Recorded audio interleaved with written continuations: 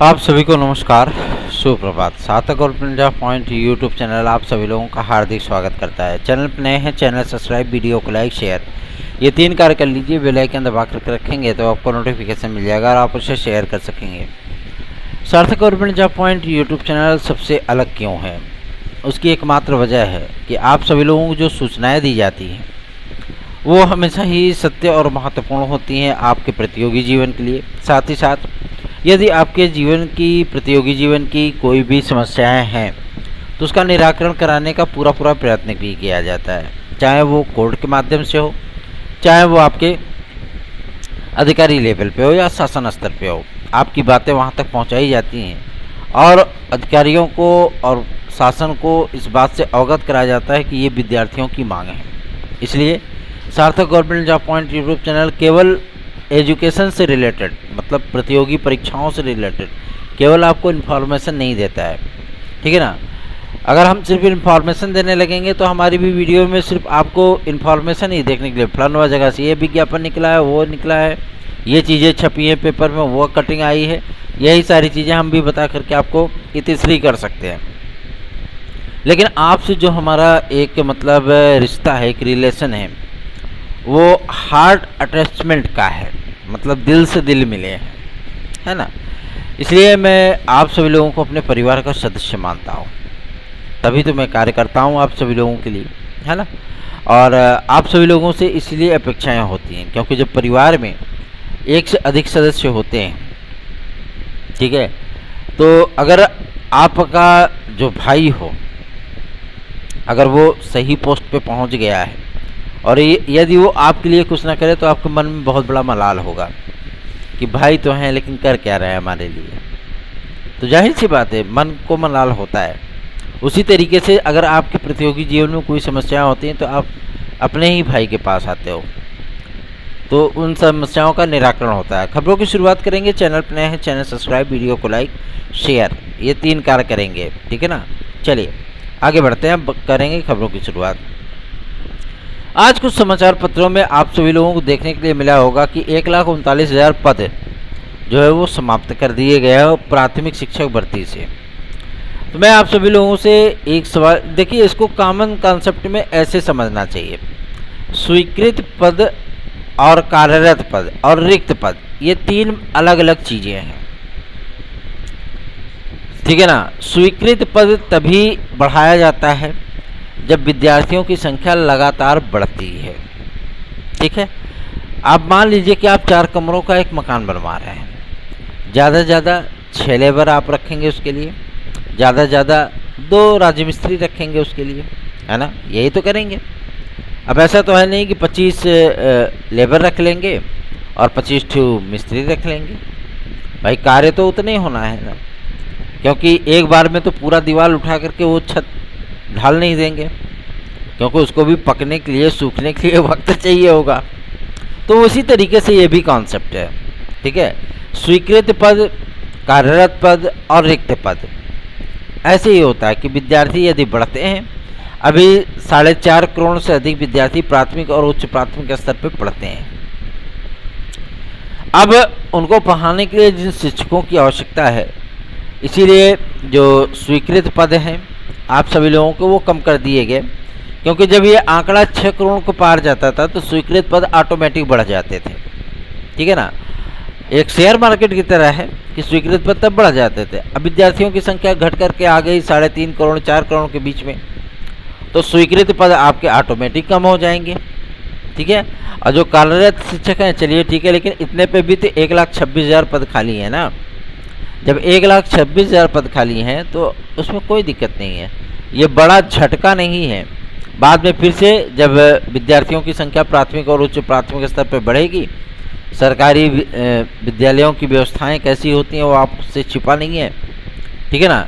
अगर गार्जियन इसमें इंटरेस्टेड होते हैं, क्योंकि आज का कोई भी गार्जियन अगर वो है तो अपने बच्चों को इंग्लिश मीडियम स्कूलों में भेजना पसंद करता है, प्राइवेट स्कूलों में, भले ही वो 500, 700, 1500, 1800, 2000 रुपये फीस महीने की दे, लेकिन वो प्रेफर करता है कि हमारा बच्चा किस में पढ़े, इंग्लिश मीडियम स्कूल में पढ़े। वो सरकारी प्राइमरी स्कूलों में भेजना उसको प्रेफर नहीं करता है। क्यों? क्योंकि उसको एजुकेशन सिस्टम जो गवर्नमेंटेड है उस पर भरोसा ही नहीं है। ऐसे ऐसे मतलब शिक्षक बन जाते जिनको सही से पुस्तकें तक पढ़नी नहीं आती है ना। संस्कृत के, अंग्रेजी के ऐसे भी मैंने कई अध्यापक देखे जिनको सही से वर्ड का प्रोनाउंसिएशन करना नहीं आता है, वो पैसेज का सही से प्रोनाउंसिएशन नहीं कर पाते हैं, ऐसे भी लोग अध्यापक हैं। और LT लेवल पे अध्यापक हैं, GIC लेवल पे अध्यापक हैं। तो ये कोई बड़ा झटका नहीं है, ये एक प्रक्रिया है, ठीक है। विद्यालयों में फिर से जब नया शैक्षिक सत्र शुरू होगा तो अगर काउंसलिंग में या नामांकन में विद्यार्थियों की संख्या बढ़ेगी तो ऑटोमेटिक पद भी बढ़ जाएंगे, ठीक है। ये गवर्नमेंट का उतार चढ़ाव का दौर होता है, इसमें आपको झटका या झटकी नहीं लगता है, ठीक है। तो इसमें ज़्यादा कुछ माथापच्ची करने की आवश्यकता नहीं है। चलिए आगे बढ़ते हैं। अब बात करेंगे आपके प्राथमिक शिक्षक भर्ती के लिए क्या ये विज्ञापन आएगा। जी हाँ, ये विज्ञापन आप सभी लोगों का शिक्षा सेवा चयन आयोग के माध्यम से जारी होगा। और रही बात आपके इस विधेयक की, तो पेश हो चुका है, विधानसभा से ध्वनिमत से पारित भी हो गया, विधान परिषद में भेजा गया है। आज की डेट में वहाँ से भी पारित होने की संभावना है, उधर से भी पारित हुआ फिर आपकी प्रक्रिया शुरू हो जाएगी, ठीक है। अध्यक्ष कौन बनेगा, इसके लिए 3 नामों पर विचार हो रहा है, जिसमें से एक VC भी है, मतलब वाइस चांसलर, ठीक है, और IAS रिटायर्ड IAS अधिकारी भी हैं। तो देखते हैं किसके नाम पे मोहर लगती है, ठीक। लेकिन सदस्यों का चयन पूरी तरीके से कंप्लीट हो चुका है, ठीक है ना। तो आप लोगों को चिंतित होने की आवश्यकता नहीं है, बस अपनी तैयारियों में जुट जाइए, क्योंकि फार्मों की स्कैनिंग आपकी माध्यमिक शिक्षा सेवा चयन बोर्ड ही कंप्लीट करके गया था। अब तो जो आउटसोर्सिंग के माध्यम से जो कर्मचारी गण रखे गए थे वहाँ पे, उनको शायद समायोजित किया जाए। और जो उच्चतर शिक्षा सेवा चयन आयोग में स्टेनोग्राफर वगैरह थे, ठीक है ना, गवर्नमेंटल स्टेनोग्राफर की मैं बात कर रहा हूँ, और यहाँ पे सभी लोगों को मिला करके नए शिक्षा सेवा चयन आयोग में उनको समायोजित कर दिया जाएगा। तो जाहिर सी बात है कर्मचारी भाई, क्योंकि उनको अनुभव है कार्य करने का, किस तरीके से कार्य होता है। तो आपकी फार्मों की स्कैनिंग कंप्लीट हो ही चुकी है, ठीक है। आपकी बुकलेट टोटल की टोटल TGT PGT की छप ही चुकी है। क्यों? क्योंकि उसमें GS तो है नहीं, केवल सब्जेक्ट है ना। सारे पैनल को चेंज करने के बाद आप लोगों की बुकलेट वगैरह छप चुकी है, ठीक है। और सिर्फ अब गवर्नमेंट को करना क्या है कि एग्ज़ाम के सारे सेंटर जो कि फलाना डेट पे खाली रहें, ठीक है ना, उन सेंटरों को जो है तलब करना है और फटाफट आप लोगों का एडमिट कार्ड जारी कर देना है। अब चूँकि बाई पोस्ट तो भेजा नहीं जाता है, पहले ये सिस्टम था, लेकिन 2011 से बदल गया है ना। बाई पोस्ट तो आपको मिलता नहीं है एडमिट कार्ड। ये एडमिट कार्ड अब आप लोगों को ऑनलाइन उपलब्ध कराया जाता है, जाइए इंटरनेट पर डाउनलोड कर लीजिए, ठीक। अगर 10 दिन पहले भी अगर आपको एडमिट कार्ड डाउनलोड करने के लिए कहा जाता है, तो ऐसा तगड़ा सिस्टम, ऐसी वेबसाइट बनाई जा रही है जो कि गूगल से अटैच रहेगा, ठीक है ना। तो गूगल के सर्वर तो इतना जल्दी डाउन नहीं होता है, धड़ाधड़ा आप सभी लोगों का कार्य होगा। इसलिए कह रहा हूँ कि TGT PGT 2016-2021 के जो काउंसलिंग चल रही है या काउंसलिंग होने वाली है द्वितीय प्रतीक्षा सूची की, उसकी चिंता छोड़िए, अपने TGT PGT 2022 की तैयारियों में जुट जाइए, ठीक है ना। और जो विद्यार्थी हमारे भाई बंधु प्रथम काउंसलिंग में बाहर रह गए थे, ऐसे भाई बंधु हमारी याचिका में सम्मिलित हो सकते हैं, उनका कल्याण हो जाएगा। नहीं तो वो तैयारी करें 2022 के एग्ज़ाम की। 2022 के एग्ज़ाम में सीटों की संख्या बहुत कम थी, 4167 पद थे, ठीक है। और आप लोगों को ये चीज़ें भी देखने के लिए मिली होंगी कि जैसे समाजशास्त्र हो गया, नागरिक शास्त्र हो गया, अर्थशास्त्र हो गया, है ना। इन विषयों में जो सीटों की संख्या थी बेहद कम थी। किसी वर्ग में, मैं केवल प्रोफेशनली तरीके से इस 1-2 विषयों की बात नहीं कर रहा हूँ, किसी विषयों में आपको शून्य सीटें वर्गों में दिखाई देती थी। OBC में सीट नहीं है, पता लगा SC में सीट नहीं है, ST में सीट नहीं है, जनरल में सीट नहीं है। इस तरीके के जो है मतलब विज्ञापन को जारी किया गया था। जब आदरणीय मंत्री महोदया के सम्मुख हुए विज्ञापन हम लोगों ने प्रस्तुत किया था, तो उन्होंने इस विज्ञापन को देख करके वो मुस्कुराए बिना नहीं रह सकी थी। उन्होंने स्पष्ट कर दिया था कि पदों की संख्या को इसमें बढ़ाया जाएगा, तकरीबन 5500 पद आप सभी लोगों के इसमें बढ़ेंगे वो 100% है। ठीक है ना। अब इसके लिए फिर से मुहिम स्टार्ट की गई है ताकि आपका माध्यमिक शिक्षा सेवा चयन बोर्ड के माध्यम से जो विज्ञापन जारी किया गया था उसको रिन्यू किया जा सके। अब रिन्यू करने का ये मतलब नहीं कि आपका पोर्टल खोल करके आप लोगों से फिर से आवेदन लिए जाएंगे, जी नहीं, कोई आवेदन नहीं होगा। ठीक है ना। अब आप लोगों को केवल और केवल यही चीज़ें देखने के लिए मिलेंगी कि आपके पदों की संख्या बढ़ा दी जाएगी। ठीक, उसके बाद 2023 का जो विज्ञापन है वो तदर्थ शिक्षकों की रहमो करम पे आप सभी लोगों को काफ़ी सारी रियायतों के साथ मिल सकता है, या गवर्नमेंट उनको तदर्थ शिक्षकों को स्पेशल छूट दे सकती है। ठीक है ना, क्योंकि ये उनकी पदों की वैकेंसी होगी और उनको पूरा का पूरा आवेदन करना है इसमें, तो उनको कुछ रियायतें, कुछ स्पेशल छूट दी जा सकती है। ठीक है, लेकिन आम विद्यार्थियों के लिए क्या होगा, क्योंकि वो तदर्थ शिक्षकों के पदों पर फाइट करेंगे, तो आम विद्यार्थी क्या होता है, वो तैयारी करके जो है मतलब छीन लेगा पोस्ट, है ना। तो थोड़ा सा हेडल्स उसके रास्तों में रखे जाएंगे। ठीक है, लेकिन कोई दिक्कत नहीं, आम विद्यार्थी फिर भी जंप करके उसको जो है ढक जाएगा, कोई दिक्कत नहीं है उसमें। ठीक है, तदर्थ शिक्षकों के समस्त पदों का की जो अध्याचन है वो पहुंच चुका है, आपको पहले से ही पता है, और इसकी अधिसूचना बहुत जल्दी ही आने वाली है। आप लोगों का 2023 का जो विज्ञापन है ना, ये बहुत ताबड़तोड़ विज्ञापन होगा, पूरे तदर्थ शिक्षकों के समस्त पदों का विज्ञापन होगा ये, क्योंकि गवर्नमेंट भी इस चैप्टर को क्लोज करना चाहती है। ठीक है ना, बार बार ये लोग समायोजन के लिए कहीं जेडी के पास जा रहे हैं, कहीं मंत्री के पास जा रहे हैं, कहीं विधान परिषद के अध्यक्ष के पास जा रहे हैं, कहीं कहीं जा रहे हैं, है ना।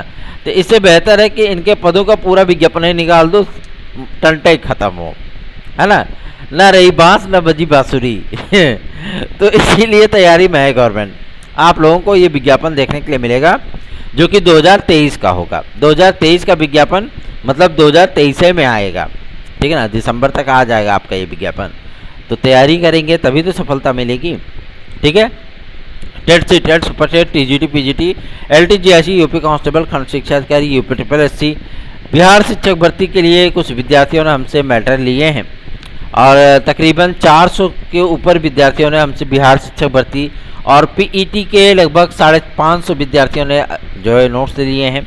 अब एलटी ग्रेड और जीआईसी प्रवक्ता के लिए भी विद्यार्थियों ने रुचि दिखाना शुरू कर दिया है और नोट्स की बुकिंग शुरू कर दी है उन्होंने।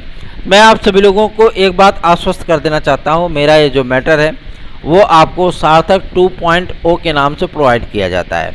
ठीक है ना, तो चूँकि अभी कुछ नए मैटर छप के आए हैं, चाहे वो सुपर टीईटी का हो, सुपर टीईटी वगैरह में या टीईटी में आप सभी लोगों को अगर 140 क्वेश्चन करना है 150 में, तो हमसे बेहतर मैटर आपको कोई नहीं उपलब्ध करा पाएगा, ये गारंटीड है। ठीक है ना, सार्थक 2.0 मतलब आप सभी लोगों को 140 प्रश्नों की गारंटी, सुपर टीईटी हो चाहे आपका टीईटी हो। ठीक है, 100% सफलता की गारंटी है, क्योंकि इतना गजब का वो मैटर तैयार कराया गया है ना, कोई उसका काटे ही नहीं है।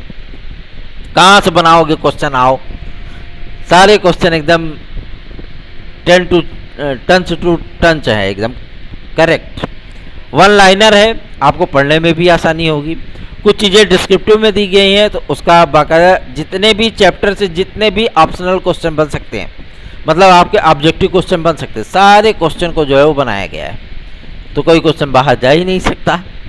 महत्वपूर्ण चीज़ें कहाँ से क्वेश्चन पुटअप होते हैं, कैसे पुटअप होते हैं, वो सारी चीज़ें जो है एक्सपर्ट कमेटी ने उसको तैयार किया है, तो आप प्राप्त कर सकते हैं और अपनी सफलता को सुनिश्चित बना सकते हैं, क्योंकि विज्ञापन आने के बाद ऑटोमेटिक इस नोट्स की जो प्राइस होगी वो बढ़ जाएगी। ठीक है ना, चलिए आगे बढ़ते हैं। अब बात करेंगे आपके यूपीपीएससी को लेकर के। यूपीपीएससी से आप सभी लोगों को एलटी ग्रेड और जीआईसी प्रवक्ता की प्रतीक्षा सूचियां देखने के लिए मिलेंगी कि अथवा नहीं मिलेंगी। तो जीआईसी प्रवक्ता के कुछ एक विषयों पर, मतलब 2-4 विषयों पर आप सभी लोगों को, ज़्यादा पद तो नहीं है, किसी में 3 है, किसी में 2 है, किसी में 1 है, ऐसे मतलब प्रतीक्षा सूची देखने के लिए मिल सकती है, क्योंकि जीआईसी लेक्चरर जो होता है ना, वो बहुत बड़ी पोस्ट होती है। ठीक है, तो बहुत बड़ी पोस्ट होने का मतलब है बहुत बड़ी पोस्ट होती है, तो इस पर ज़्यादा वेटिंग आपको देखने के लिए नहीं मिलेगी, क्योंकि वैसे भी पद ऑलरेडी उसमें कम होते हैं। इस बार तो चलिए ठीक है कि आप लोगों को लगभग 2800-2900 पदों का विज्ञापन देखने के लिए मिलेगा, जो कि एक बहुत बड़ी वैकेंसी होगी। ठीक है ना, तो आपको चिंतित होने की आवश्यकता नहीं है, बस सार्थक government job point YouTube channel को सब्सक्राइब करके वीडियो को लाइक जरूर कर दें। रही बात आपके LT ग्रेड की प्रतीक्षा सूची की, तो LT ग्रेड की प्रतीक्षा सूची तय हो चुकी है, आप सभी लोगों की जारी होगी। ठीक है, ये क्लियर हो चुका है और ये क्लियरेंस मिला है हमें लोक सेवा आयोग के माध्यम से। उन्होंने खुद ही एक्सेप्ट किया है कि पदों का वेरिफिकेशन किया जा रहा है, जो रिक्त पद हैं उनकी जानकारी प्राप्त की जा रही है और उसके बाद हम 4-5 विषयों की पुनः प्रतीक्षा सूची जारी करेंगे। ठीक है, इसका प्रपोजल गवर्नमेंट के पास है, गवर्नमेंट जैसे ही मंजूरी देगी आप लोगों की प्रतीक्षा सूची जारी कर दी जाएगी। रही बात आपके TGT PGT की प्रतीक्षा सूची की, इसका भी द्वितीय लिस्ट आएगा, इसका वेरिफिकेशन अभी चल रहा है। ठीक है, वेरिफिकेशन कंप्लीट होने के बाद जो पद आपके बचेंगे उन पदों पर आप सभी लोगों को द्वितीय प्रतीक्षा सूची 2016-2021 की देखने के लिए मिलने वाली है। 830 32 72 282 इस व्हाट्सएप नंबर पर आप लोग हमसे संपर्क कर सकते हैं। आप लोग TGT PGT 2016-2021 के अभ्यर्थी हैं जिनका प्रथम काउंसलिंग में नहीं हुआ, अगर वो चाहते हैं कि उनका द्वितीय काउंसलिंग में हो तो हमारी याचिका हम सम्मिलित हो सकते हैं वो, अदरवाइज उनकी अपनी इच्छा है, उनका अपना भविष्य है। एक मजबूत पैरवी आप सभी लोगों का भविष्य बदल सकती है। ठीक है ना, और हियरिंग शुल्क मतलब जो विद्यार्थी जुड़े हुए हैं याचिका में वो हियरिंग शुल्क अपनी अवश्य जमा कर दें, मैं बार बार रिक्वेस्ट कर रहा हूँ इस चीज़ की। चलिए आगे बढ़ते हैं, अब बात करेंगे आपके UPSSC की। UPSSC के जो हमारे भाई बंधु हैं कुछ उनके परिणाम अभी 2016 के भी अटके पड़े हैं। अगर आप किसी भर्ती परीक्षा में अपेयर हो, ठीक है ना, अगर कहीं आपको कोई दिक्कत आ रही है, आपका परिणाम नहीं जारी हो पा रहा है या आपको किसी तरीके की कोई समस्या है, तो सार्थक government job point YouTube channel पे आप सभी लोग संपर्क कर लीजिए। 830 32 72 282 पर मंडी परिषद वाला जो इतना पेंडिंग रिजल्ट था वो जारी हो गया, तो जाहिर सी बात है यही जारी हो जाएगा। जो रिजल्ट आप लोगों को नहीं आए हों या बहुत ज़्यादा उसमें समय लग रहा हो, आप हमसे संपर्क करिए, हम प्रयास करेंगे उसके लिए कि आप लोगों का परिणाम विदिन 15 डेज में जारी हो जाए। ठीक है, UPSSC के माध्यम से आप सभी लोगों को PET में एक निश्चित फिक्स कट ऑफ देखने के लिए मिल सकती है, इस पर सहमतियाँ बनती हुई नज़र आ रही हैं। और सबसे बड़ी चीज़ ये है कि लगभग जितने सदस्य हैं वहाँ पे लगभग सदस्य PET में एक फिक्स कट ऑफ को लेकर के एग्री हैं। अब सिर्फ पक्ष जानना है सचिव और अध्यक्ष महोदय का। ठीक है, ये चीज़ें क्लियर होने के बाद, क्योंकि बोर्ड की मीटिंग जब होती है, मतलब आयोग की जब मीटिंग होती है, अध्यक्षता कौन करता है? अध्यक्ष ही करते हैं। ठीक है, उसमें जो कार्यकारी सदस्य होता है वो कौन होता है? सचिव होता है। ठीक है, बाकी सदस्य होते हैं।